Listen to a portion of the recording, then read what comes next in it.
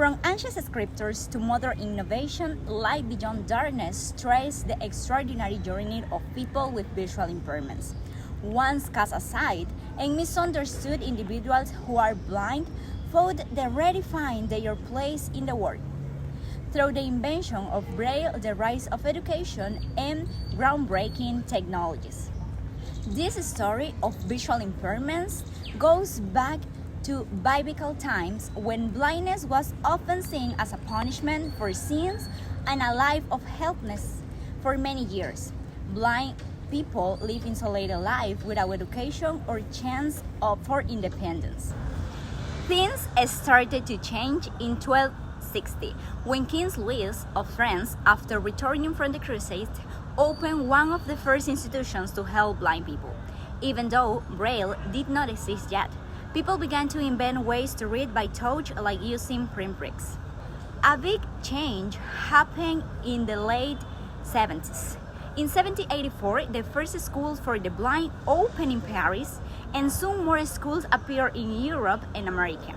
Innovators like Charles Babbage and Louis Braille created new reading systems that make it possible for blind people to access knowledge. There are a number of characteristics associated with visual impairments. These are the most common: blurred vision, light sensitivity, night blindness, tunnel vision, and reduced visual acuity. Would you like to know more about Mr. Braille? So, let's start. Okay, Mr. Braille, welcome. Tell us about your story. Of course, I'm Louis Braille, the inventor of the Braille code. I was born on 1909 in a small town in France. At the age of 3, I lost my sight due to an accident while playing with tools in my father's harness shop. When I was 10 years old, while studying at the National Institute for Blind Youth in Paris, I dedicate every moment outside of the class to finding a better way for blind people to read and write.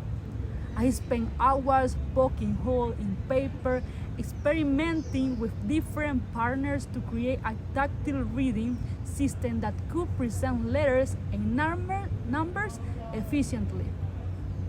In 1925, after years of effort and perseverance, I developed the Braille system, a method based on raised dots that could be easily read by finder's tip.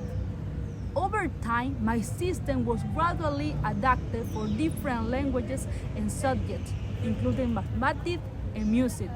Today, Braille is used all around the world, opening doors to communication, education, and independence for millions of blind and visual impaired individuals.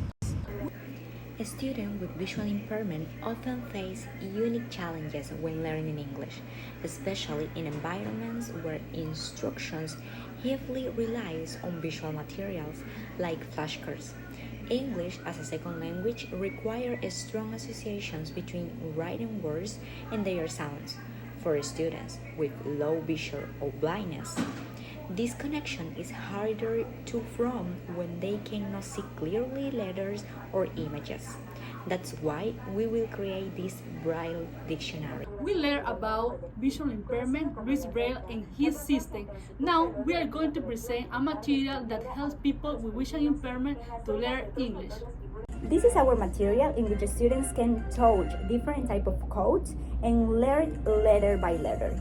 Also, they have the opportunity to touch the picture that is made of silicone. To conclude, the Braille Dictionary is a vital educational tool that empowers students with visual impairments to access, understand, and retain English vocabulary. It not only enhances academic performance, but also affirms the right of every student to receive equitable and meaningful education.